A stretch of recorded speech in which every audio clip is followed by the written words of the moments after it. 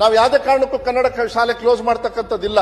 ನಮ್ಮ ರಕ್ತದಲ್ಲಿ ಕನ್ನಡ ಇದೆ, ಭವಿಷ್ಯ ಎಲ್ಲಿದೆ ಅಂತ ಹೇಳಿ ಮಕ್ಕಳನ್ನ ದಯವಿಟ್ಟು ನೀವು ಯೋಚನೆ ಮಾಡಬೇಕಾಗುತ್ತೆ. ಈ ಕೆಪಿಎಸ್ ಮ್ಯಾಗ್ನೆಟ್ ಪಾಲಿಸಿನ ತರೋದಿಕ್ಕೆ ಎಡಿಬಿ ಏಷ್ಯನ್ ಡೆವಲಪ್ಮೆಂಟ್ ಬ್ಯಾಂಕ್ ಇಂದ 2,000 ಕೋಟಿ ರೂಪಾಯಿ ಸಾಲ ತಗೊಂಡಿದ್ದಾರೆ.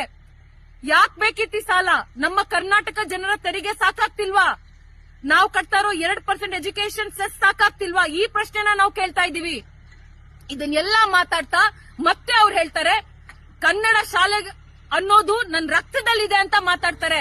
ನಿಜವಾಗ್ಲೂ ಅವ್ರ ರಕ್ತದಲ್ಲಿ ಇರೋದಾದ್ರೆ ಒಂದೇ ಒಂದು ಆದೇಶ ಹೊರಡಿಸ್ಲಿ, ನಾವು ಯಾವುದೇ ಕರ್ನಾಟಕದಲ್ಲಿರುವಂತ ಯಾವುದೇ ಸರ್ಕಾರಿ ಶಾಲೆಯನ್ನು ಮುಚ್ಚೋದಿಲ್ಲ, ಅಂದ್ರೆ ಕೆಪಿಎಸ್ ಮ್ಯಾಗ್ನೆಟ್ ಯೋಜನೆನ ವಾಪಸ್ ತಗೊಳ್ತೀವಿ ಅನ್ನೋ ಒಂದು ಸರ್ಕ್ಯುಲರ್ ನ ಹೊರಡಿಸ್ಲಿ.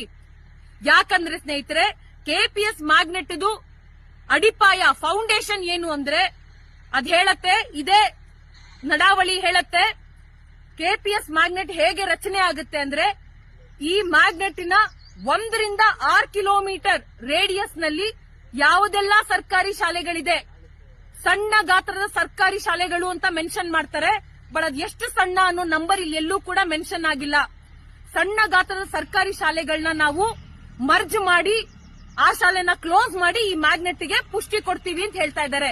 ಇವ್ರ ಭಾಷೆಯಲ್ಲಿ ಸುಸಜ್ಜಿತ ಸಮ್ಮೇಳನ ಮಾಡ್ತೀವಿ ಅಂತ ಹೇಳ್ತಾ ಇದ್ದಾರೆ.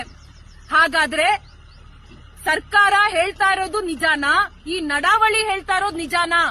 ಇದು ನಮ್ಮ ಪ್ರಶ್ನೆ.